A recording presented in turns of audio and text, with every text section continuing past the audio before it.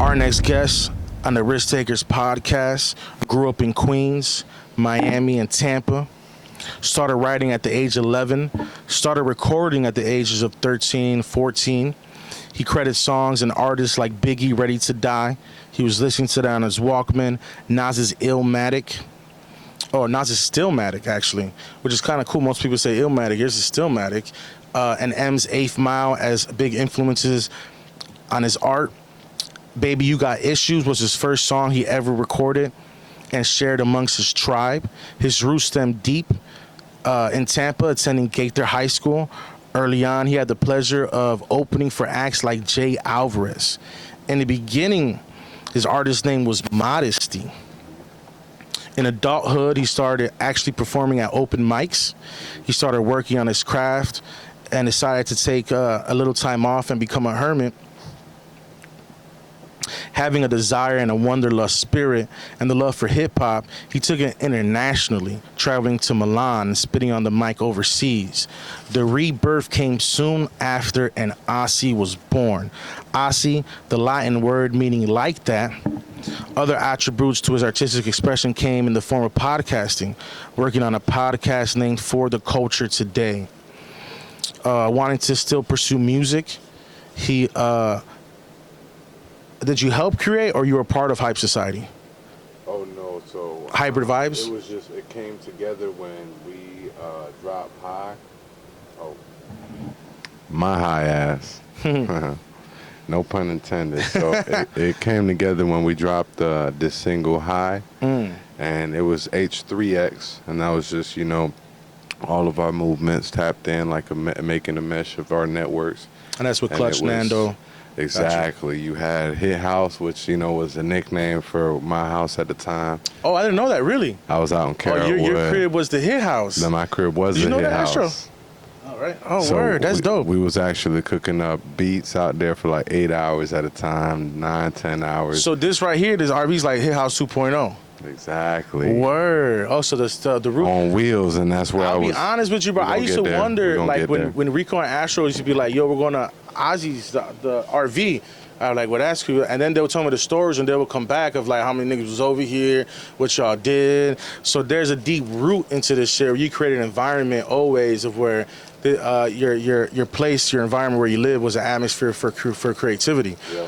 Really, really dope, man. Yeah. So then Carlito's Way and High, which you just mentioned, was his singles.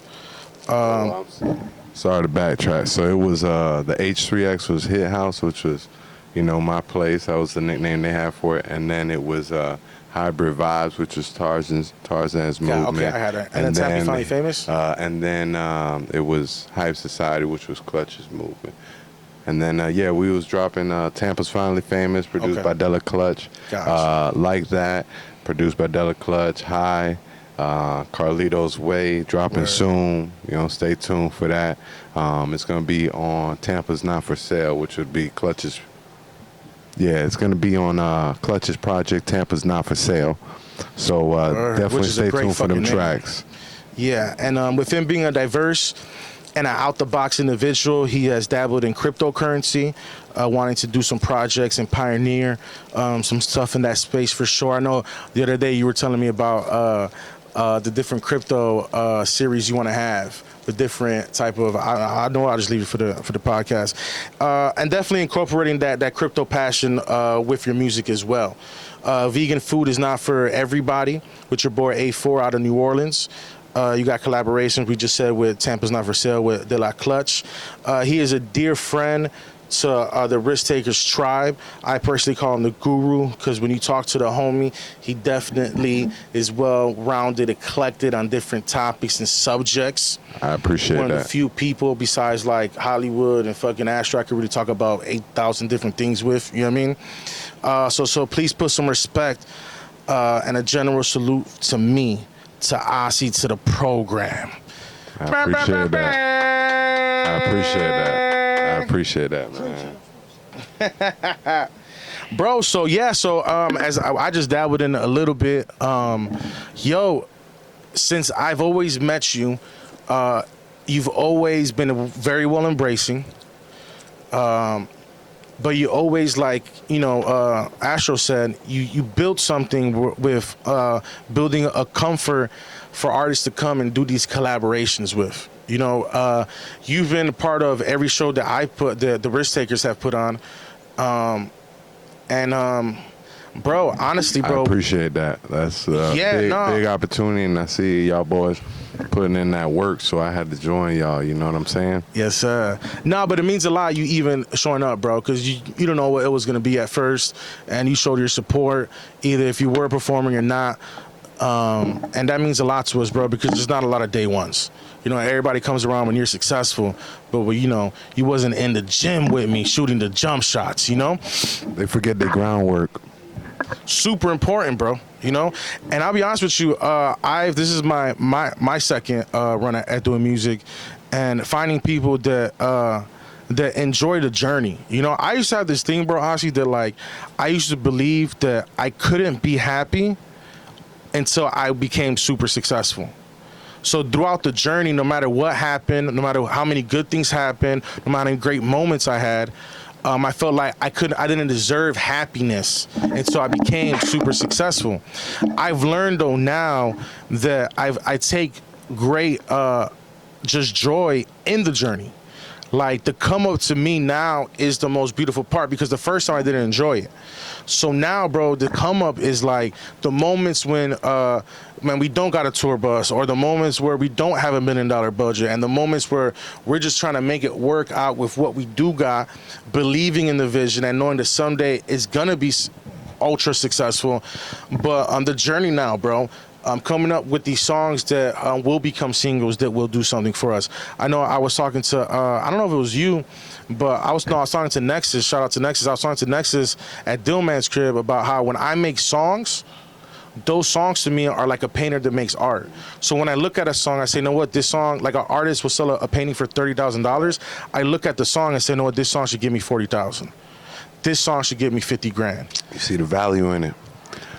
And if you don't put the value on your art, no one else is, right? So I guess my first question to start off for you is that I love the music, obviously. I was telling you that every time that you perform at a show that either I'm hosting or we're putting together, I always have the host, always the DJ, or someone that doesn't know you that comes up to us, and it's like, bro, who the fuck is this guy? Because, bro, obviously you have a distinct sound. Your fucking rhyme patterns, your flow, your technique isn't like anyone else's. That's super unprofessional. That's Rico Finesse right there too. Shout out to that boy. Salute to Rico. So when you're making this music, first, what does it mean to you? Not on a monetization level, but what does it mean to you just in general? I have this thing where whatever I do now doesn't make an impact 100 years from now. It's not important to me. I don't fuck with niggas unless whatever they're doing 100 years from now still is going to make an impact 100 years from now. You feel what I'm saying? So when you're creating your art, what does it mean to you? And then what do you want it to mean to the world? Man, let me start by saying this. I've sacrificed a lot, almost everything, to be here. So my conditions, I've been sleeping on the floor for the past year, with family that's looking out for me while I was down and out and people wasn't hearing about me. And I bought an RV, and you know what I'm saying? I could have been in an apartment. I could have been in a house. I could have been doing the average, what you're supposed to do. But I was like, man, let me go ahead and get this RV, and let me go ahead and take this music to the road, because I was left out on so many occasions that I had to create the motion for myself. And it's like you were saying, with the artwork and you feeling like it, putting the value on it, and at certain points not even being tapped into that type of energy where you can create that freely or feel like that. So just being present in the process. Right. I've matured, and I felt like a lot of things were going to be different when I was first dropping. and it wasn't popping off like I thought. If it was in my vision and I was dreaming and we was sleeping, then I would have been made it at 18, 19, you know, because I was writing. I felt like, man, these people ain't been writing like me. I got composition notebooks out the yin yang. Like, man, this was when I was not like, you know, 16, 17. But I was very to myself, always been introverted. So, you know what I'm saying? I just kept going to work, my head down, and then creating exposure for myself, you know, learning how to market myself. And even right now, I'm still trying to learning, you know, being a student to this and taking the back seat sometimes to really peep, so you can develop around what you learn. And I use that in everything. I just picked up engineering. You know, I took that serious so I can really lock in on that level, and so I could work faster. My workflow is now I could dish out a song, 2 songs, 3 songs in a day. I was aiming for a week, but now I'm trying to touch the mic every day. So, you know, learning how to love that process and being present and knowing what it's for, huge for me. No, what's crazy is that Akon was recording. I think he did this in an interview. He said whatever, but I repeat it. Akon was recording with Eminem, right? And he was saying that the first day he recorded with he didn't know this, but M treats like the studio. He has a lunch break. He got like a 9 to 5. He really clock in like he's in there for 8 hours. Yeah, and at the first day, Akon is like, he goes to lunch, and Akon not knowing, he think he can be in there all night. So he goes to lunch. He's like, you want to go to lunch, Akon? Akon's like, no, I'm good. He comes back. At 5 o'clock, he says, all right, bro, I'll see you tomorrow. He literally treats it like a 9 to 5. And it showed me, the reason why I brought it up, because what you're saying is that, yes, we love this as an art, and it is art, and we're creatives, and creatives sometimes are kind of go with the flow, but to get to the level you want to get to, you got to have that discipline behind it. And you're saying you're doing that now. So before, you didn't have so much of the discipline, and it was more just so you were just writing, or you understood that you needed the discipline to get to the level that you need to get to? Before I had the discipline, because aside from writing, I was reading. I'm an avid reader. I love my books. For sure. And I didn't have the direction I have now. Direction, important. Explain why direction is important for young up and coming artists. I'm gonna give you the meat and bones right now. Ooh, come on. These are the gems. Direction is important because going into something like music is like going into a casino, and you have to be able to know where to invest, know where to put your money, calculate your risks. And every opportunity is risk. And I've heard so many success stories, or should I say close to success stories, because of these vulnerabilities, these risks, these exploits. You know, people really getting jacked for their sauce for their whole lifetime of work, you know. So protecting your brand, spending money on marketing, people be thinking that it's overnight. And it's crazy because, you know, really a lot of people really tapped into what I'm doing is because they've been in my stories. They've been to my shows. I've had 20 plus people pop out to my show, and it ain't even like I'm the main act or nothing. I'm just people that supporting me. They're like, yo, he's performing on this day. Let's get together and support. And that support has always been as consistent as my work. Wow. Okay. So, man, this is like 2011. I'm getting 20 people out on the show. Which any artist watching or listening to this, yo, bringing 26 people out on your own strength, not easy. Not an easy thing to do. Bringing 100 people out or 200 people out to a show is what major artists in this generation do. So being able to bring 26 people out just to see you, 26 people to choose you over any other event that's going on that night, 26 people to maybe have to find a babysitter, 26 people to take out their time from work or whatever they chose to go see you, not an easy thing to do. Yeah. So that's a great feat that shouldn't be overlooked for sure. I appreciate that. And honestly, I'd like to know, you were saying with the actual process of it, treating it like a 9 to 5.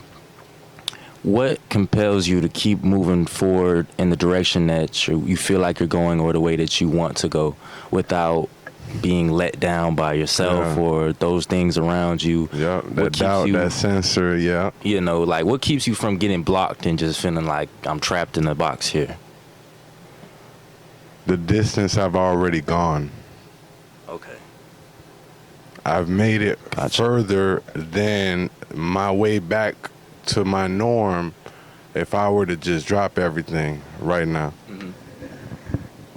So just to be able to produce at a higher level, you know, with the years that go by, is really like my,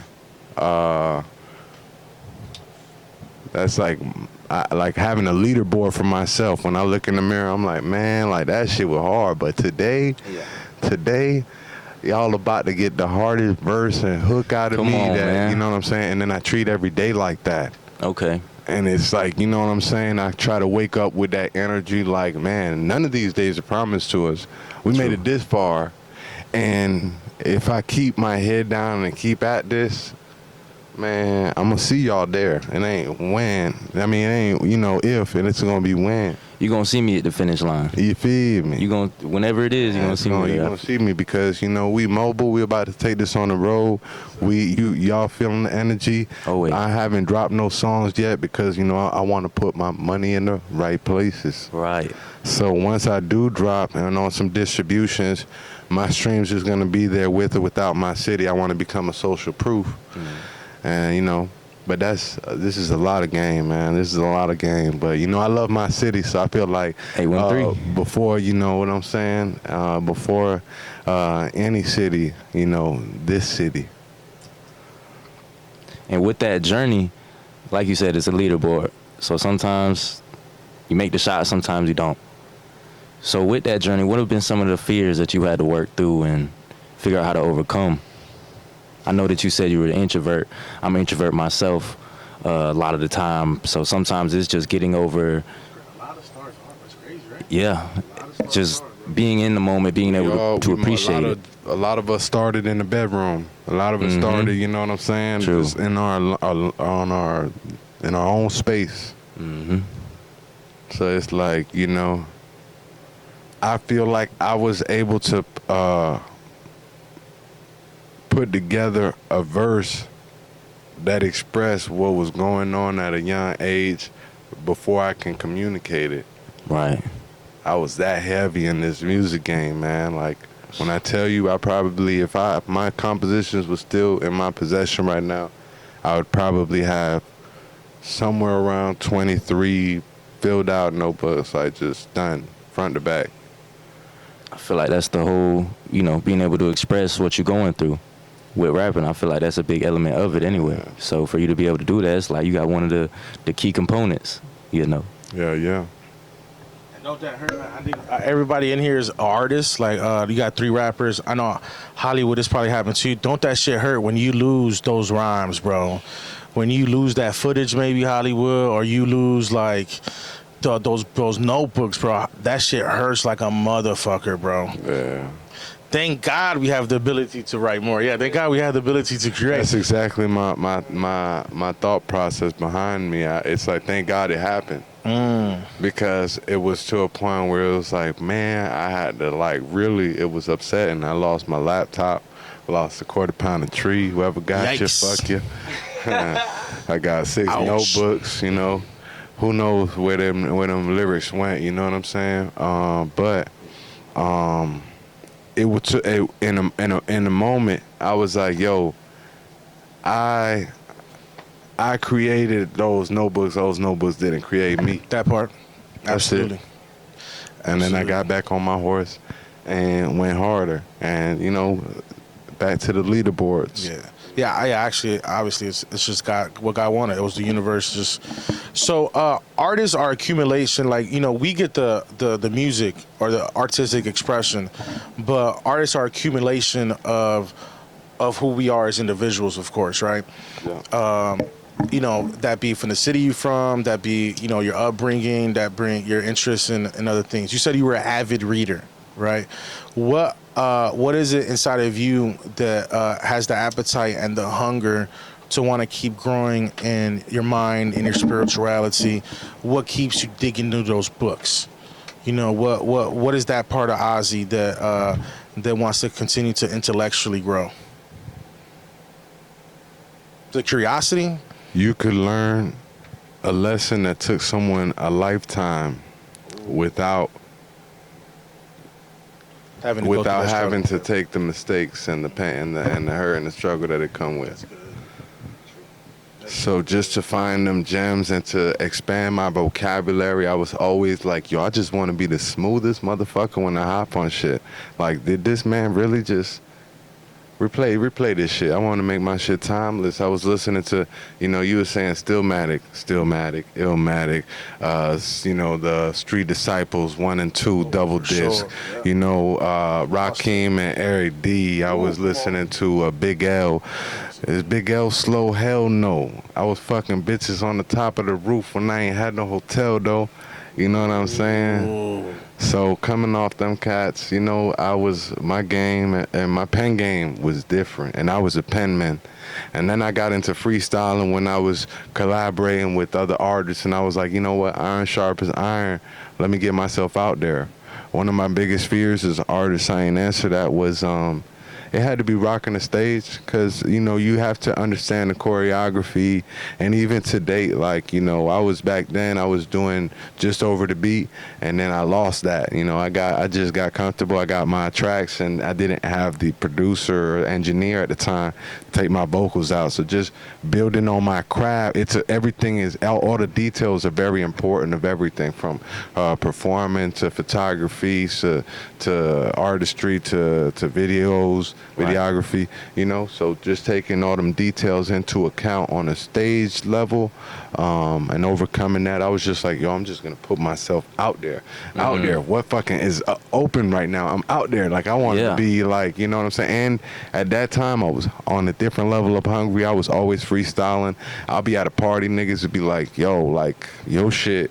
When I was freestyling at my peak of that time, man, like, niggas was like, yo, you just need to be signed. Just go in there and, like, freestyle. Just don't even write. I was like, man, I ain't had it to that consistency level. So you got to build on that, which is why I got this paper right here, you know what I'm saying, which is the word game, you know. You play the word game, you freestyle for 2 minutes, no beat, nonstop.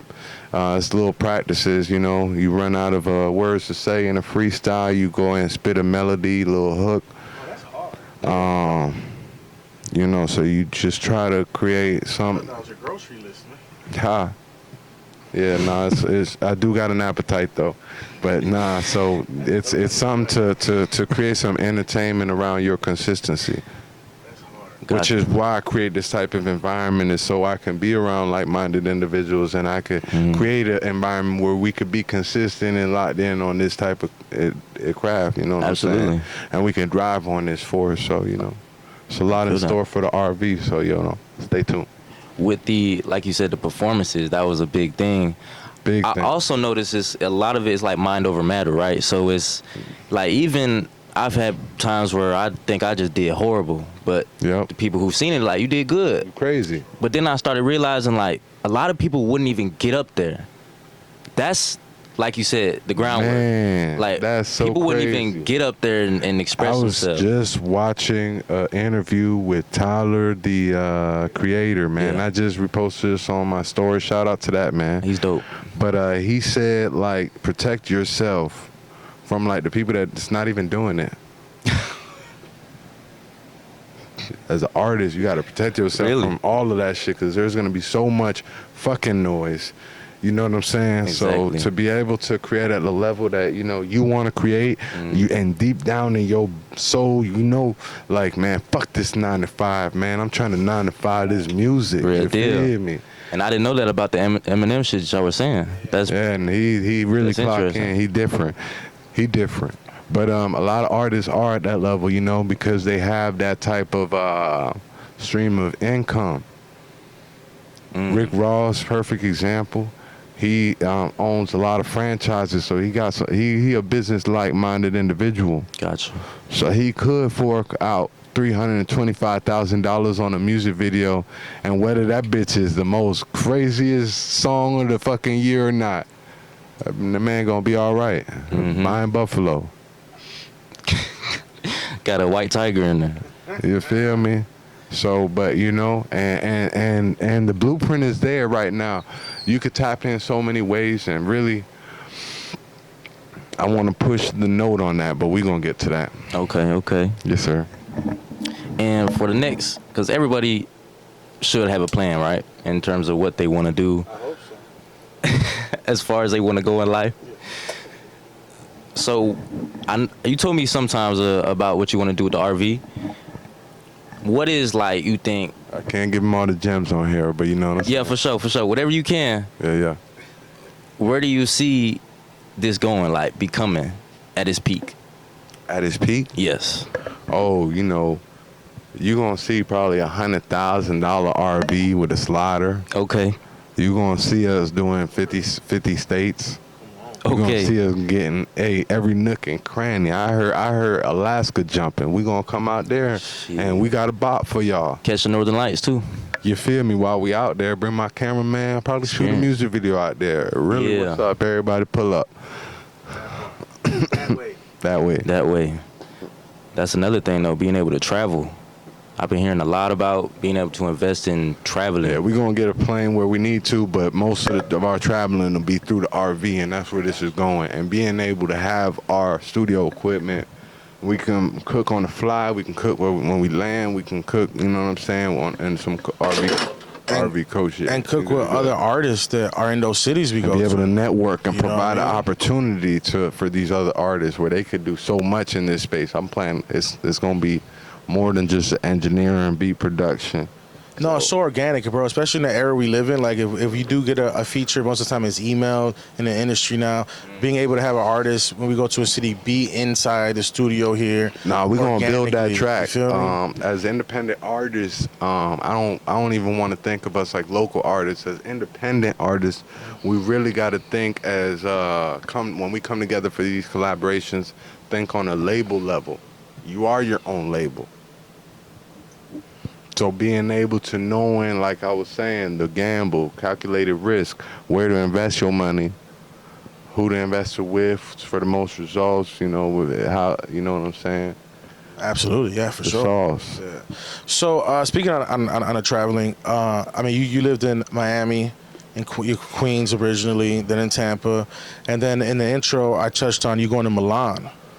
So how is that experience, number one, being able to travel? I mean, again, look, we're minorities from America. A lot of the times we don't grow up, traveling. Like, our parents can afford to travel, or whatever the situation is. Not all of us are privy to that experience.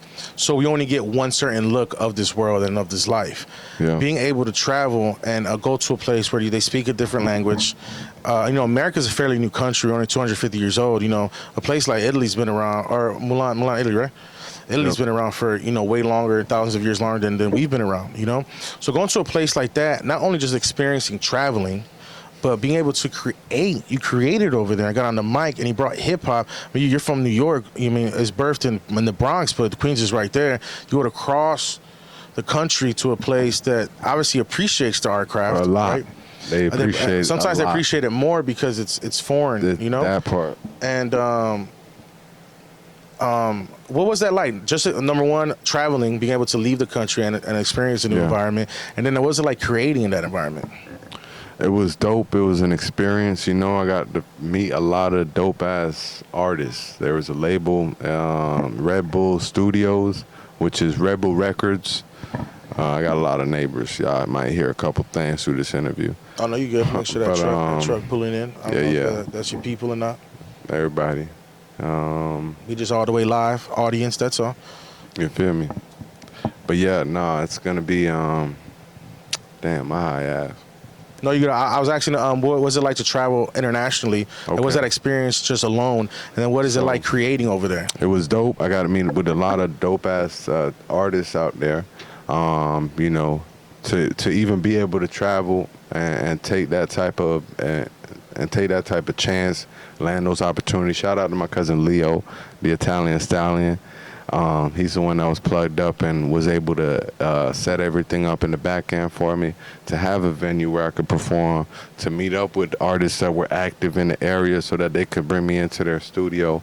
We in the middle of a park, you know, smoking a joint and shit, just freestyling and just taking them through there with my lyricism. Oh, you smoked that? Of course you did. You smoked Italian weed, bro. I was that gas out there. I had my plug out there, you know. That shit was cool as fuck. It was different. You already know. National plugs, baby. International allegedly, plugs. the feds is listening. You heard? Oh, but you know, yeah, that part allegedly. They say that was a story. So, do you still, by any chance, not that I need to hear it right now or anything like that, but do you still have the music that you made out there? Nah, man. Oh, you lost it? It was just like a freestyle track. Okay. But never released it. And how did you feel about the music out there? It like was you dope, said, the man. artists you met out there, they were doing it. Different language, you know, but they was, you know, you could feel their energy, and it was definitely hip hop, man. You just feel, you know what I'm saying? Yeah, you just know, and it was very like, what's it called? Authentic, organic? Nah. I'm gonna tell you. So it was almost like you ain't understood a word, but you understood the song. Wow. That's deep. That's real, too. So, you know, just to capture that with them, when I made that trip, I met up with a lot of venue owners, and, you know, they treated me with love, you know, and it's dope, man. I'm trying to gear up to do the same thing with my team, because, you know, once we conquer here, you know, we make it do what it do here. What you already know, we're going out. For sure. Going all the way out. We're going everywhere we can to touch bases.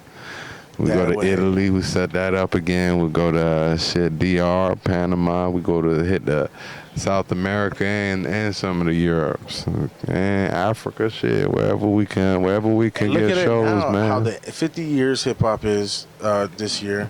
Look at the impact that we could go to all those places, and then they recognize the art form. They appreciate it. So you traveling internationally. I know you, as you said in the intro, lived in Queens, you lived in Miami, you lived in Tampa. Earlier in the interview, you made it a point to say, but this is the city right here. So what does Tampa mean to you? You've been able to be a part of dope movements. Yes, sir. So let me backtrack, because I also work, you know, with my uncles. We bought events together where we were bringing artists in the Spanish world. That's when I opened up for Jay Alvarez.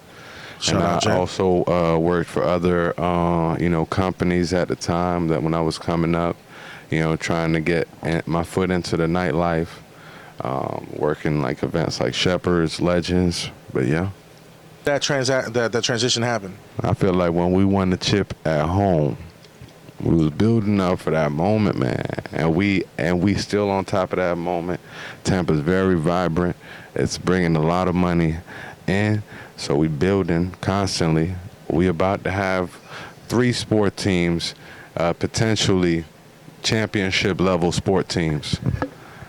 They already tried us, you know, gave us a little trial and run for a basketball team with the Toronto Raptors during the pandemic. So they was playing out of Amalie.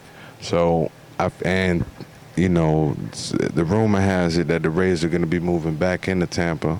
So it's just, my city got it's going to have a lot of traffic, a lot of money, a lot of dope-ass talent that's going to be, you know, unearthed when, you know, everything is where it peaks. It's not even peaked yet. I don't even feel like it's close to its peak. We're becoming that next metropolitan area where it's going to be, you know, it's going to be a problem in the music scene and the acting scene. You know, already we got some history with some actors, Channing Tatum. We got The Rock that stayed here for a little bit.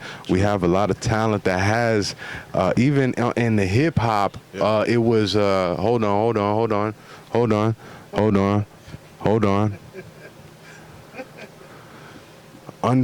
Digital Underground, who? Chef G, not Chef G.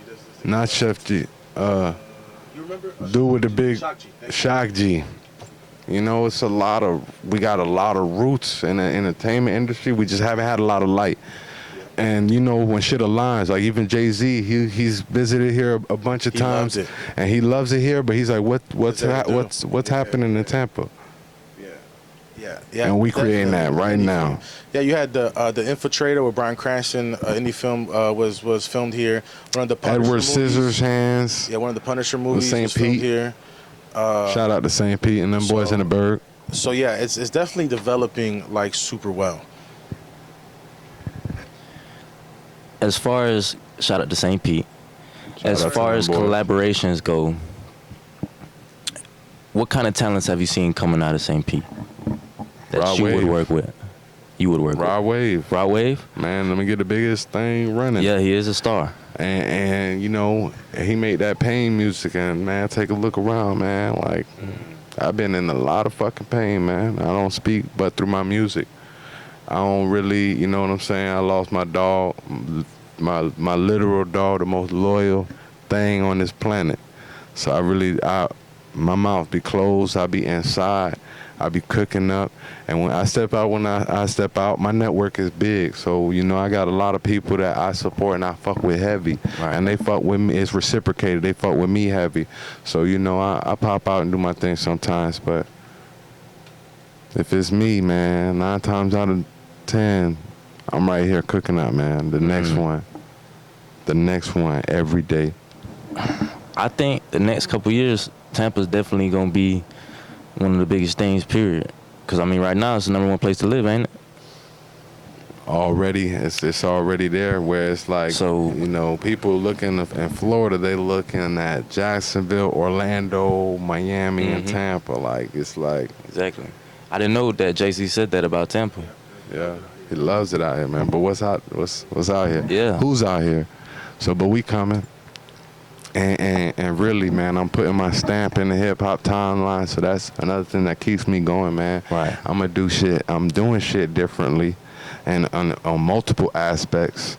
And, man, like, that crypto shit, man. I learned how to code when I was down, learning a skill set that could pay me to keep my dreams afloat, man, so I could be able to finance a beat, so I could be able to pay for the marketing like I need to, create a command center where I could keep getting paid on the go how I need to, Right. you know, so that we can really get this motion and have these people like, yo, how is he everywhere at once? Man, when your team moving like that, man, that's it, man.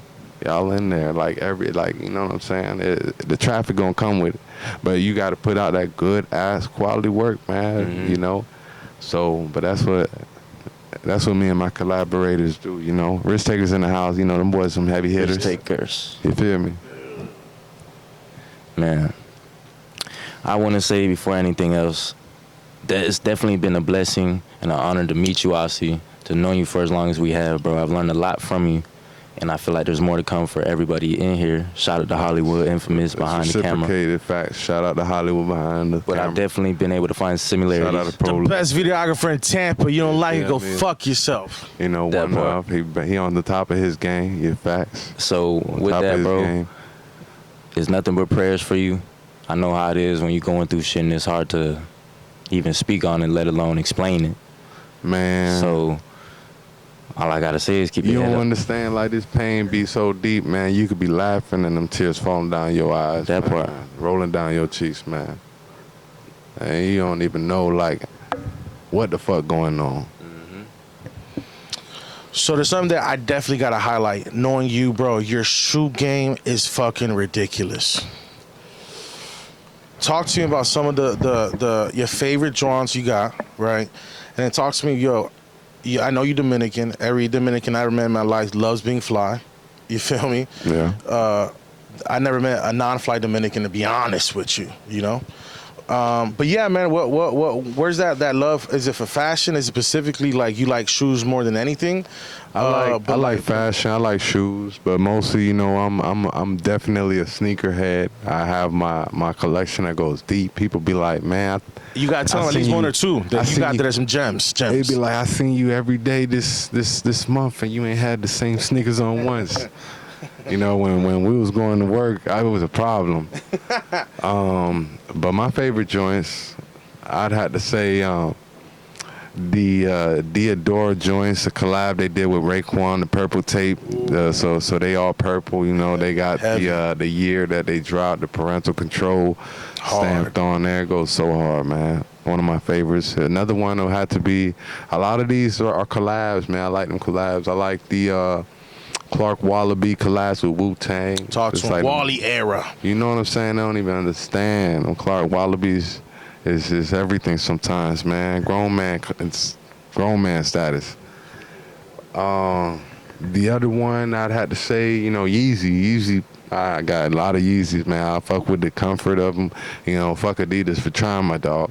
That part. You know what I'm saying?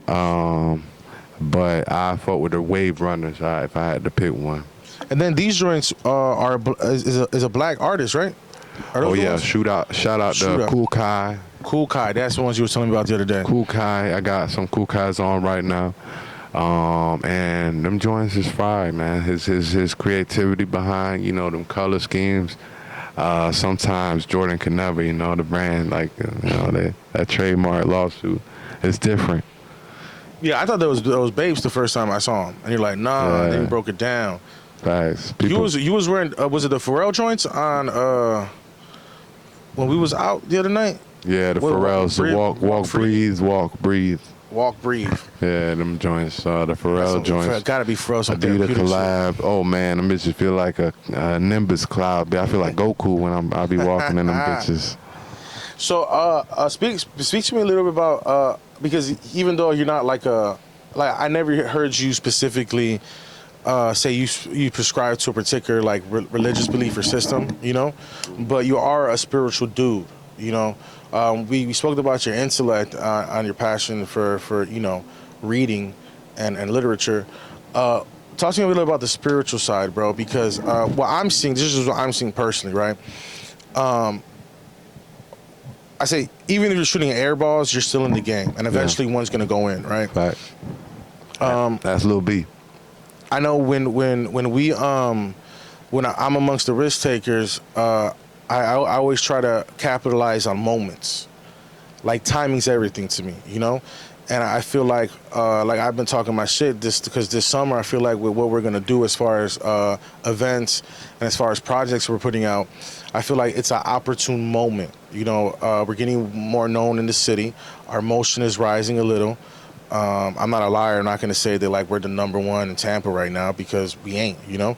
So I believe we're getting there, but I believe that after this summer, we're gonna leave our fingerprint for sure, and it's gonna it's definitely gonna lead to bigger things. You know, I feel like talking to you, even though I haven't known you a long time, but hearing of this journey, every time I talk to you about the journey you've been on, you even saying that you sacrificed a lot to make sure that you're available to seize the opportunities when they come.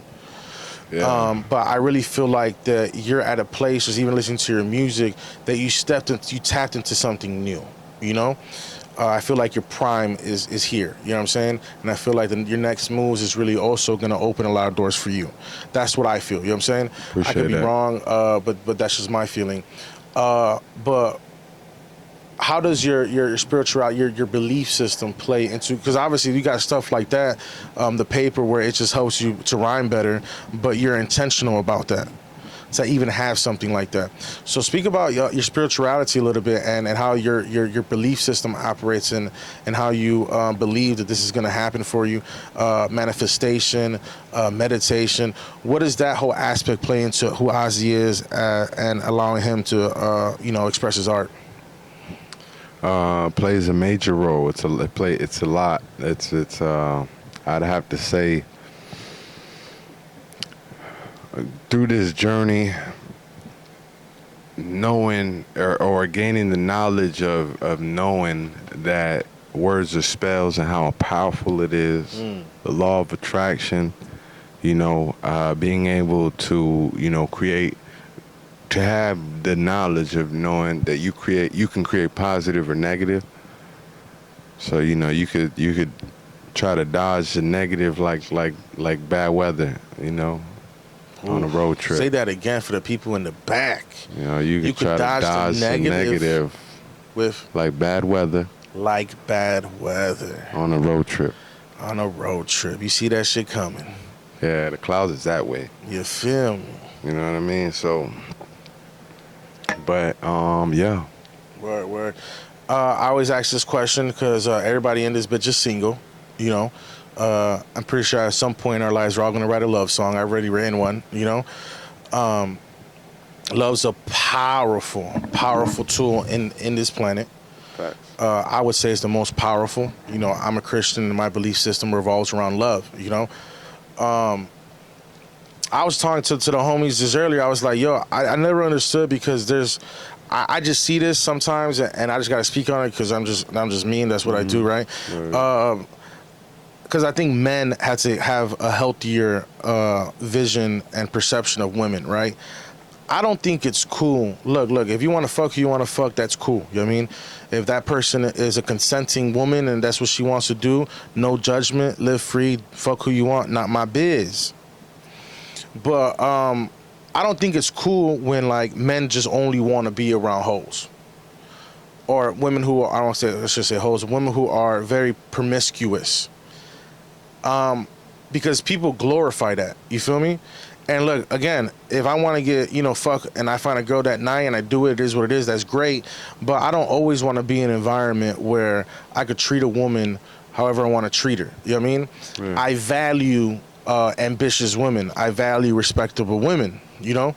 I value women who have dreams and want to do something with their lives, who just don't want to be treated as a piece of meat. You feel me? Again, no judgment. I'm just saying, what is the value of a good woman to you, and what you looking for when that time comes? Because right now the time may not be it. You feel me? Thanks. But when that time comes, what do you look for in a woman? But how is it important for you to be around a good woman? She has to be, you know, well-rounded in those aspects. Like I'll have to want to be consistent around good habits with you. So, you That's know. Good. And I never got the answer ever, bro. So to be able to be like, yo, let's go to the gym and let's look good for ourselves. And you know what I'm saying? For our pictures, for our kids. Yo, people get married, they let themselves go, bro. You know, for our kids, set an example. Like, you know what I'm saying? You could really, you know, live your life how you want to be and how you want to look. But I definitely want to have healthy habits. That's dope. With my partner and a down chick, you know. We gonna, like, you know, a lot of my relationships, it wasn't that I wasn't with a down chick. It's just that this is not easy, man. This lifestyle, this trying to chase this dream, it's not easy at all. And you lose a lot of people. It's a sacrifice. It's a constant sacrifice, you know, on top of like family events. You know, you got to be present at a lot of places at once.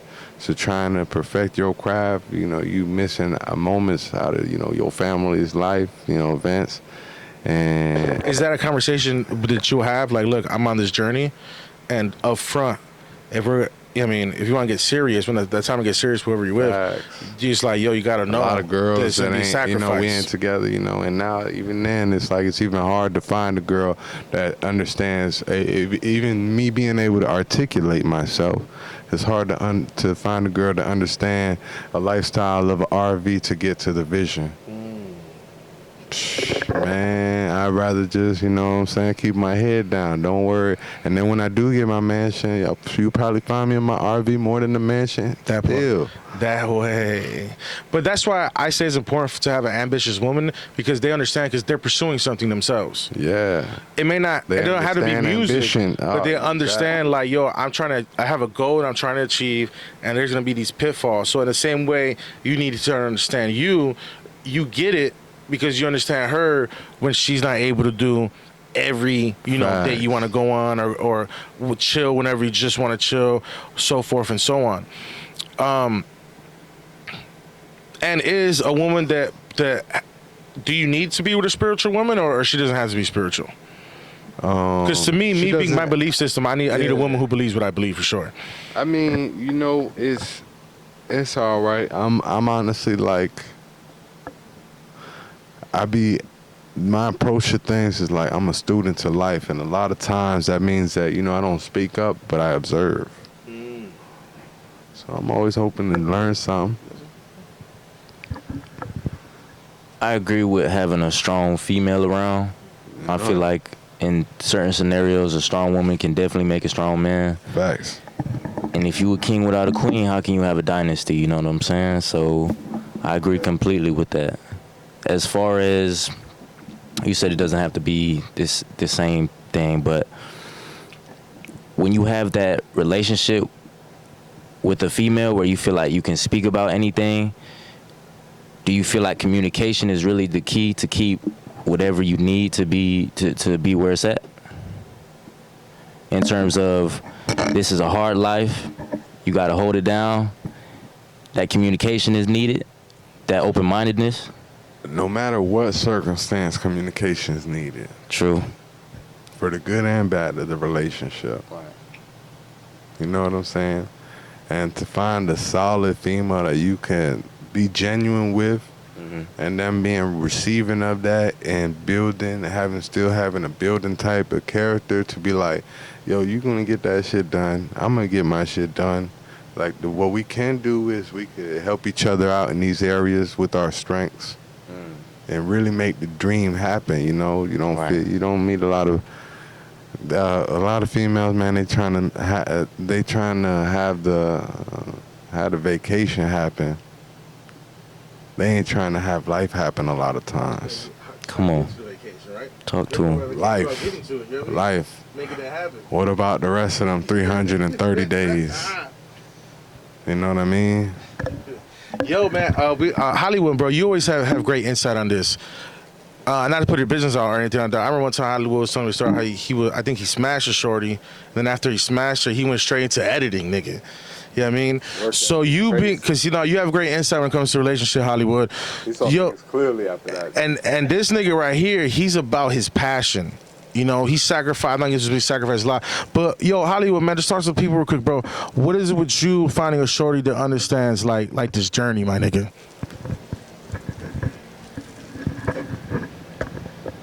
To me, it's very important. You definitely got to be on the same shit that I'm on. But not just being on the same shit. Y'all were touching on like certain things, and I wanted to add on, like, to me, I always say it's 4 keys in any relationship. 4 keys that you gotta have: communication, honesty, respect, and compromise. If one of them shits is missing, it's not gonna work. Look at communication, honesty, respect, and compromise in that order. You see what I'm saying? So of course you gotta have the ambition. Of course you gotta be on the type of shit that I'm on, like, you know, but if you don't have them 4 keys, that shit's not gonna work. You know, so. Have you ever had the 4 keys with someone? Yep, and then lost them 4 keys. And like in the relationship, the 4 keys were lost? Yep, and during the relationship. Interesting. Every relationship, I don't care if it's just friends or boyfriend, girlfriend, husband, wife, I noticed that if you're missing one of those 4 keys in that order, it's not gonna work. I mean, if you think about it, right? In that order, communication. What were you doing? You know, you ain't call me back. You were supposed to come home at a certain time, whatever, right? That's the communication. Y'all communicating or whatever. Sometimes, like, you know, we don't keep our word. What time we're coming back, or, you know, I forgot to tell you I was coming back late or whatever. It's communication, right? But you got to be honest too. You know, I got drunk. You know, I fell asleep or whatever, blah, blah, blah. Or listen, you know, I was talking to some girl or whatever, whatever. Even if you didn't do nothing with that girl, but just being honest, like, I was talking to a girl, we were just hanging out, blah, blah, blah, blah. Because if she finds out later that you weren't sleeping and you were talking to a girl, it's going to fuck up. Respect. You know what I mean? Like, with that communication, honesty, then respect comes after that. You know, like, I could be talking to a girl or whatever. Hey, look, we just cool, you know what I mean? But I got somebody or whatever. You know what I mean? Like, don't play stupid. And why do you feel, especially young men, come from where we come from? Because I look at it as, if you got the right girl, then you can be honest with her. But sometimes we do got the right girl, and, I mean, learning from experience, you feel like you can't be honest with her because you don't want to lose a woman who's so good. But if she's the right one, you should be able to be honest with her. Why do you feel like sometimes, especially young men, can't be honest completely with their girl? I think it's fear. Like, For sure. once you get, I actually had this conversation with a woman.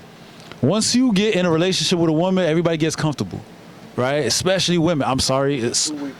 They get super fucking comfortable, right? I feel like I had this conversation with somebody. She probably gonna see this or whatever. She subscribed to your shit. I made sure of that. Beautiful. Appreciate. But let me see, I sugarcoat this shit a little bit. I don't want her to, think I'm telling her business. I'm not. Oh, no, fuck that. See, we talking about being honest, right? Okay, fuck that. Look. So we were having a conversation or whatever, and I told her, I was like, it's like, why do men cheat, all this dumb shit, whatever. And I had told her, sometimes we're afraid of women, like, without even knowing it. But we're afraid of because of that attitude we going to get from that. You see what I'm saying? Imagine if you tell a woman will sit there, stand on her feet all day, cook, clean, wash the meat, whatever, blah, blah, blah. She's doing all this nice shit for you. But when you eat it, shit trash. If you tell a woman that shit is trash, that dude, like, you not getting cooked meal for like 3-4 months. Like, you see what I'm saying? You ain't getting, I was just going to get there too. If you tell a woman, like, I don't like the way you just gave me head or something, Oh, shit. Good luck ever. So that's why we kind of lie to women. That's kind of like, that's my opinion, but I feel that. That's how I feel. That. So that's, yeah. No. I feel that 100%. Like, you got to nurture that relationship to get to them 4 keys and not fuck it up. It's almost like being a millionaire. Yeah, you could hit $1 million, but how about keeping $1 million? Dude, yeah. It's on my gram. I tell people, becoming successful is hard. Staying successful is even harder. So, you've been showing us some tracks.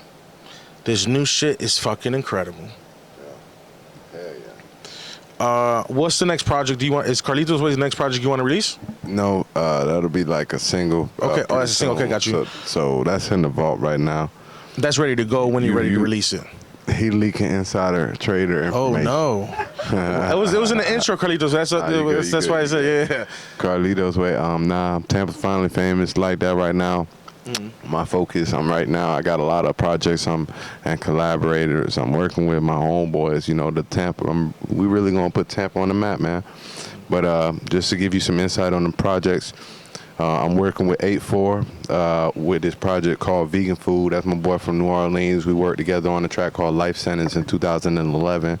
Ooh, history. You know what I'm saying? So we got a lot of people. I rework with a lot of people. You know what I'm saying? If it ain't broken, don't fix it. That part. All right. So Ep.4, me and him got a project called Vegan Food. Not for everybody. So the next track the next project that I'm working on right now, definitely Clutcho. Clutcho got to drop his. You can light that up. That's some fire too. Clutcho definitely got to drop. Tampa's Not For Sale. I got about 4 tracks on there. Great names, man. You know Vegan Food's not for everybody. Yeah. Tampa's Not For Sale is a great sale. 4 tracks. They've been selling there. Tampa like crazy. All these. Besides, I don't want to leak no more insider information. But what you could tell, the audience out there that's watching, man, what's next, man? What are you looking for to drop? If it's a single, if it's a project, what's in the near future for Aussie? I have a lot of projects in the works right now that have a couple of tracks complete to them. So one project I'm excited to drop with my boy Ep.4 from New Orleans, which is called Vegan Food. It's not for everybody. The next project I'm working on, collaborating with Clutch. He's doing Tampa's Not For Sale. I got about 4 tracks on there. I collaborated on, or just my solo tracks. A couple of other projects. Right now I'm working on a solo project. It's called Forgotten Latin. Shit, work. Yeah. And I'm just going through the track selection, because I'm thinking about dropping a mixtape in between that, and then I got this this is the catalyst moment to music right here. I got this NFT project I'm dropping with Guru Stefano, and it's called Guru, we love you. You feel me? Shout out to that boy. And you know, it's gonna go crazy. It's called NFA, non-financial advice, and it's gonna come with a 10K NFT collection, PFP collection. We got a sketch artist that, you know, is working on the traits right now, getting us right. You probably can't tell them like the series idea you were telling me about, right? Nothing too in depth, right. But just know, man, like I'm really trying to put my stamp in this hip hop timeline, because I feel like this is going to be a catalyst moment for not only music but hip hop. And hip hop has always been science to me. You know, I was listening to KRS-One, Rakim, and you know, it was a science in words. So, you know, just to bring science back, you know, is so cool. You know, let's bring computer science back. You know, I was ducked off doing coding for a year, so now I'm going to try to onboard a lot of musicians and just creatives alike into their own NFT collections and projects. So I look forward to that project. It's going to be the project of so many more projects. Hard. I wanted to get your thoughts on this, man. In July, the bill goes into law, and the law is. Not the law goes into bill, but the law begins of constitutional carry in the state of Florida. DeSantis passed it. Now you don't need to go get a concealed weapon license to conceal a weapon. I'm not going to say what gun, how much guns you got, but I think it's safe to say that. I mean, I know I am. I know Astro's country as says we are gun enthusiasts. Yes, sir. I think that's a safe way to put it. I grew up in a city of Chicago that at that time had the highest homicide rate, but it was illegal for you to own a gun. You couldn't have it concealed. We're good? Mm-hmm. Yeah, you couldn't even have it concealed. You couldn't have it in your car. You couldn't have it in your home. But yeah, it was number one in homicide. So I grew up understanding of what it feels like to be helpless, knowing that like someone could attack you, knowing that you can't have a gun, right? You being a gun enthusiast, how do you feel about your thoughts of when people are against it? How do you feel about your right to bear arms, being an American citizen, the importance of that? Just give me your thoughts on that, bro. Shout out to, you know, Ron DeSantis. I don't agree with everything he say, but you know, he passed that law. So yeah, shout out to that boy. To him for sure.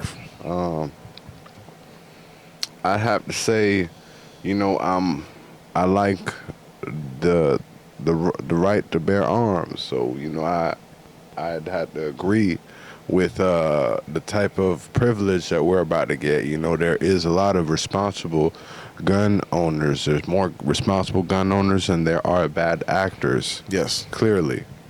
And, you know, it's crazy because... and when you say that, it's real, because, let me say it to you, but there's literally more guns than people in America. You know what I mean? Yeah. That's a legit, a real stat. Wow. So, that I was going to say is...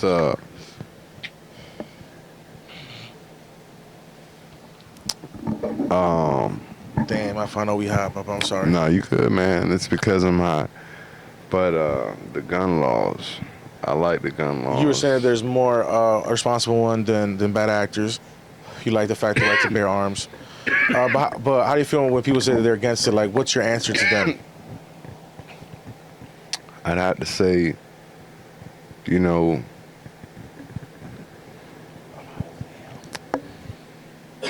that brought it back to where I was going.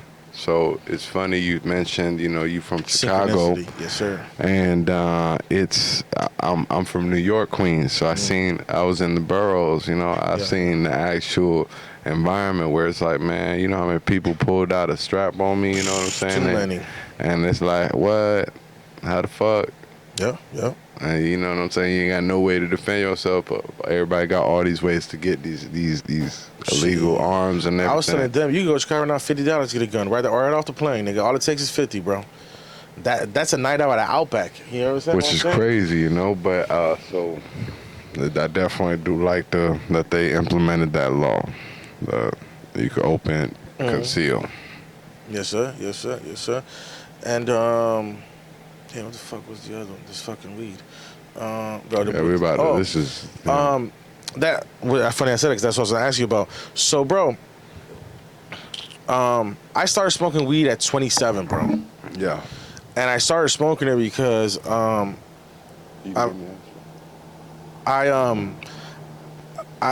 was born with like a kidney disease. I had a lot of back surgeries. I have a lot of health, autoimmune disease, severe arthritis throughout my whole body, so forth and so on, right? So at 27, I got so used to the pain medicine that they give inside the hospital. The doctor at the hospital told me I should start thinking of different ways to attack my pain. He's like, you know, try, and this is a doctor. Yeah. You might want to start thinking about like trying medical marijuana because of me being a reverend and my background. Up to that point, I never smoked it because at that time it was very frowned upon to smoke weed at the church. You know what I mean? Environment. So weed saved my life in a lot of ways. I was getting ulcers. I was having liver problems just from the medicine, not just the pain, just the overall medicine that I was taking. And when I found marijuana, I found not only did it help with the pain, but I didn't have to take almost 7 of like my 13 pills that I have to take a day. Facts. Naturally. That's the power of it, you know? Naturally. So it's definitely been, and I'm kind of glad that I did it later on in life too. I think I appreciate it more. Like, I'm glad I didn't do that shit like 14, you know what I mean? Yeah. When everybody else was doing it. But because it gave me a different experience with the plant. It gave me a different appreciation for the plant. Yep. I also made me want to be an advocate for the plant, you know? Yeah. Because, again, like in the church, it's insane. I could take Percocet and go down the whole list, but because it came from a doctor, it's not a sin. But if I smoke something that's next to my tomatoes, I'm going to hell. It doesn't make any sense. You know? Yeah. So, and also getting into debates and arguments inside those institutions. And at that time, I didn't even smoke, bro.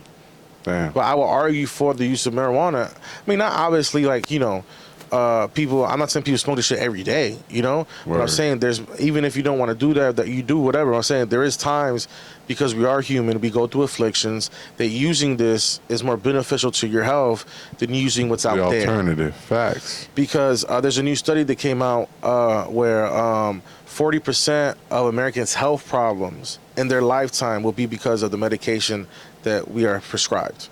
Wow. 40, almost 50. That's a lot, bro. Damn, that's too large of a margin. It's insane, bro. And, you know, another interesting thing I learned that the same guy that said that fact, he was talking about how when he graduated, he's a cardiologist, when he graduated from medical school, they told him 50% of what you learned in 5 years will be wrong or outdated. And they don't tell you what 50% it is. Yep. That's crazy. So being more holistic, right? Obviously has been something that's become more popularized. Thank God for it, right?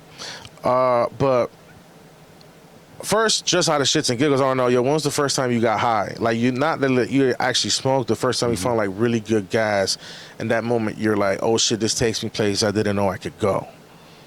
Yeah, I started smoking in my 20s. All right, so when was that first high, nigga, that you were like, yo, shit, this is where it's at? Because sometimes people's first high is a bad high. Facts. Like, when was the first time you got that gas, nigga, you're like, I'm ready to go? I had a good high. When I was in my 20s, I was around gas. So it's like, man, my first high took me through there, and it was enough to get me going somewhere. Oh, it was a good experience the first time? Great experience. Oh, where were you at? Experience. How old were you? Where were you at? Like, give me the environment. Give me the details on that shit, bro. Man, I can't say too much, man, but we was... like, were you with like a good friend? Were you by yourself? Were you outside? Were you inside? I was with... you had a party? Good friends. It's, you know what I'm saying? And they have already been smoking, or did they experience this the first time with you? They weren't smoking at that time. Oh, shit, okay. So you experienced it with someone else for the first time at the same time? Nah, they weren't smoking at all. They didn't smoke. Oh, so you got high with, then the people around you weren't high? And then... that's kind of... No, I had... This one, that's interesting. I had somebody that was there, okay, but it was a group of us. It was, you know what I'm saying? Okay, no, it's good you at least had a battle buddy, bro. Facts. Because that would have been super weird, bro. You don't I was vibing. Sober people for the first time? It was a dope-ass time, though, man. That's ill. Okay. You remember the first munchies? What you ate for your first munchies? My shit was Reese's peanut butter cup, bro. And that's just still my favorite thing to eat to this day when I get high, nigga. Man, my favorite munchie food, man, my cousin, he taught me how to, like, I forgot what it was. It's like, I think it was like hold on, I want to get this right. Oh, yeah. Let's give it justice. It was like mac and cheese with Mahana sausages. Oh my gosh. And then we put an egg in there in the bowl. I mean, that makes sense when you're high. Yo. Like you busted the yolk egg? No, or like scrambled egg? like scrambled egg. Oh, I can see how that could work, but that's a little intense. I got you. Yo. Crazy. That's your shit to this day. That was no. Oh. Okay, yo, my body can't take that. Like, Oh, I got you. Thank God. crazy. You know. But yo, back in the day, you know that shit was the meal right there. Yo. What's your meal today? What's your go-to meal today? Make sure to stop. Oh, okay. Go-to meal today. Yeah, I guess what's your high lunch? When I'm high munchies, oh shit, man, I've been hitting the Waffle House. Jesus. Butter pecan waffles. Golly. Y'all want to hit that bitch out of this? Yo, Astro, what's your favorite munchies right now, man? Right now, like one of those New York style pizzas. Ooh, that's busting. Shit, wherever. Like the frozen ones or you go Like to another spot? ABC pizza. Oh, shit. Somewhere like the slices are big. And what kind of pizza you getting? Just cheese? What you put on that bitch? Stuff the crust for sure. Man, that You shit feel me? fancy. Okay. Probably some part. cheese, obviously, mushrooms, I fuck with mushrooms. and probably some beef on there. Yeah, that'd probably be good. My shit, yo, I work directly next door to, bro, 3 restaurants, right? Wow. But there's a poke spot where they make a poke bowl, a sushi roll. Mm-hmm. The Different. shit's, bro, and the shit's, don't get me wrong, shit's like $18, but it's Man. worth it, bro. Every dollar. Bro, every last cent. You ain't lying, nigga. Damn. That shit, I want that shit right now. I ain't gonna hold you, bro. But Man. low key, when I can't afford that shit though, I be fucking up them peanut butter cups, dog. Peanut butter and chocolate to me is like one of the greatest combinations ever. You ain't lying. They're the greatest duo ever. They're the Shaq and Kobe. You understand me? I do fuck with the Snickers milkshake out in Steak and Shake. Damn, nigga, I can't do it. I might be able to do the Steak and Shake ones because they're not real. It's not real milk. Because I'm lactose like a motherfucker, bro. Fuck. I thought that shit was fake. I fucked around, played around with that shit. I had diarrhea, nigga, for 2 days. White Stomach girl, cramps. Like white girls. Yeah, like that, bro. And I'm a lot bigger, bro. Can you imagine, dog? I thought I fucked up my plumbing, nigga. Whew. Never again, okay? Live and learn, all right? I'm taking no more chances like that. Nah, but I miss chocolate milk with white powdered donuts, nigga. That shit's bust. You heard? You ever had the powdered donuts with the chocolate milk? Man, come Different. on. That feeling's like the first time I had a blowjob, bro. Oh, whoa. That boy stupid. You heard? Another levels to these feelings shit, bro. Yeah. Your senses was at a peak. Yeah, that's dangerous, man. I didn't know. It was the first time. So you never experienced it, bro. Yeah. So now it still feels amazing, but it's familiar. Nothing was like that ever, bro. Yeah, that's You the know what I'm first saying? time. The first time. Ain't not like the first time. Yeah, bro, there's definitely a difference between like the first time you have sex and the first time you have good sex, bro.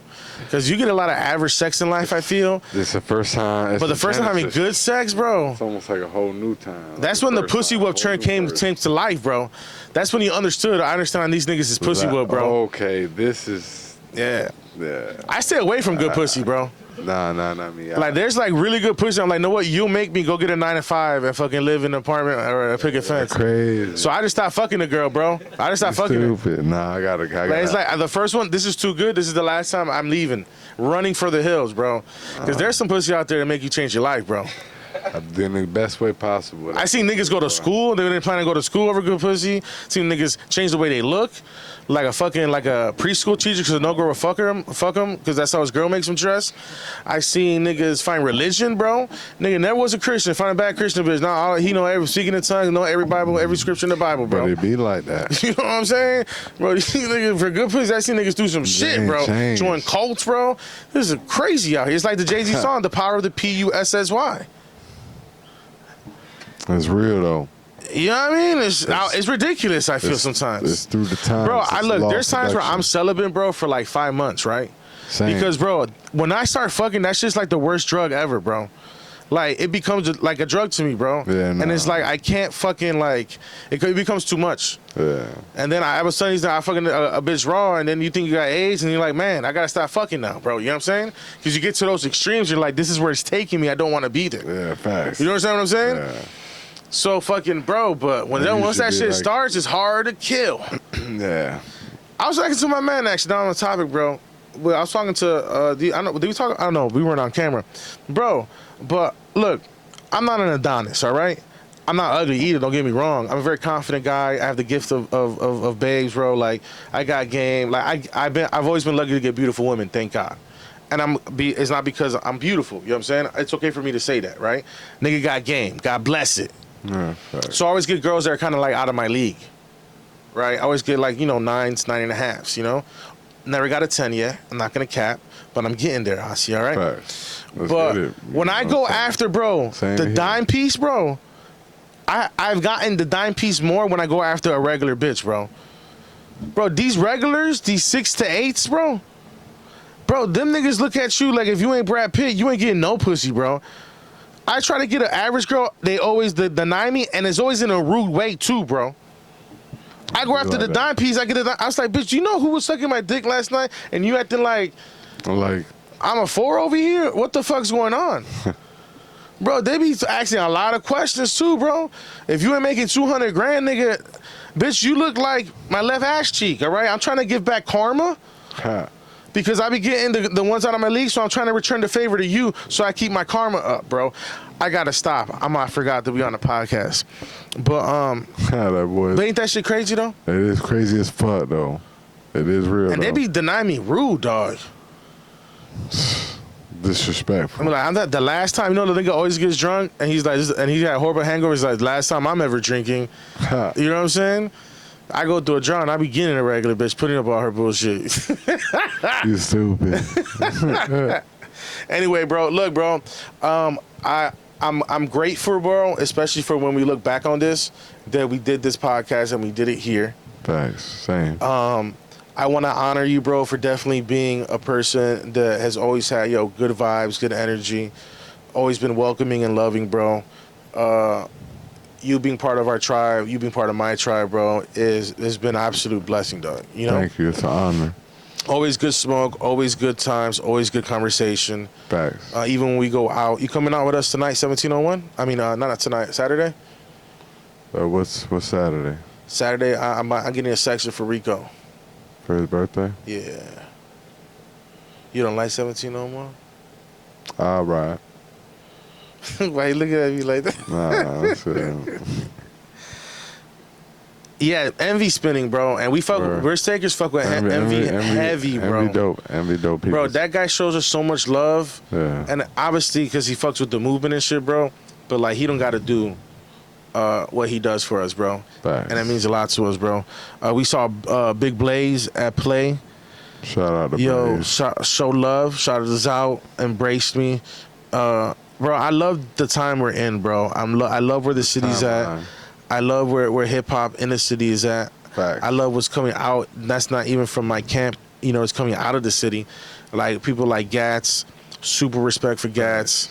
Obviously, Shout Push Supreme. You got niggas doing big things like Sammy Hughes, Nico Sweets. Definitely going to be in the house June 29th. The Trap Room. We got Nico Sweet. We got Aussie. We got Astro Pack. We got Psych Montana. We got Sid Live. We got Shun IB. Let's go, man. We got Shine on the mic hosting with the general himself. Crazy ass. Dill Man on the 1s and 2s. Hollywood capturing moments that will live for a lifetime. Crazy ass list right now. Oh, when I do it, bro. Look, the attendance may be whatever, but the quality's always been 100. It's big. Boodle, bro. It's big. 100. That's 100 pure. For my non-speaking people in here, pure. Hasn't that not been the case? Astro Pack. True shit. Got a witness. Can't call me a liar. It's gonna be a good time, bro. I can't wait, man. But I got Nico Sweet happening on a song too. Again, these people don't have to do this, bro. They got way more motion, way more pop out there than I do, bro. But they say yes. So I thank God for it every day. See your work ethic, man. I thank God every day that I could come here and create some shit at Aussie's. You can come up with a new name for this spot, or are you gonna I'm still thinking about it. Still got you. Got you. But yeah, bro. So I'm glad bro. This was a great conversation. Glad we did it here. Super excited for what's to come in the future. Can't wait to see your visuals. Can't wait to see what we cook up as far as shows or tours or whatever that looks like, bro. I'm excited that you're someone that's, you know, on that journey with us, bro. You know, where you're saying like that like-mindedness, like being able to be around people who get it. Bro, look, bro, honestly, bro, look, I'm not sure. I'm 35, bro. Never got married, never had kids. Because after the first time I did music, there was this void in my life that nothing else will fulfill. And I was like, I got to get back to that. So I didn't ever even try to find love. I didn't even try to put myself in a position that wouldn't allow me to. I could pick up and leave right now tomorrow. Facts. You know? My people's taken care of. They're in a safe place, safe home. We're Gucci. Yeah. You know? Facts. But I intentionally did that because I wanted this shit, you know? So I get more excited now to make art than ever before, bro. Same. You know? Because to me now, my ambitions is to do art. Like I already know what it's like to be on tour. I already know what it's like for people to sing your music, what it's like to ask for an autograph, all that, you know, shit that comes with that shit. It was amazing. It was beautiful. But now if I do something, I want it to be art. I want it to be spoken about 100 years from now. I want it to look at it like they look at Basquiat. Facts. You feel me? Or whoever you want to put up there, right? I think when I was interviewing Hollywood, he said something real interesting in our interview that he wants to capture a story, my story, your story. He wants to capture moments and give them life, you know? That's deep. And that's beautiful, yeah, bro. That is. So, bro, again, I'm excited for what's already been done. Bro, we did a song in here that's going to be on one of our albums, you know? Yeah, I know. And it was birthed here, you know what I'm saying? So I already have a great experience and nostalgia to this place, but thanks for having us. Appreciate the conversation. Thanks for coming out, man. Thank you for this opportunity. General salute, my friend. Yo, risk taker shit. Shout out Hollywood, Rico Finesse, Finesse Studios. If you ever need a studio or an engineer, go see Rico Finesse Police. Rico Finesse, that way, 100%. Love and honor, that way. Yes, sir.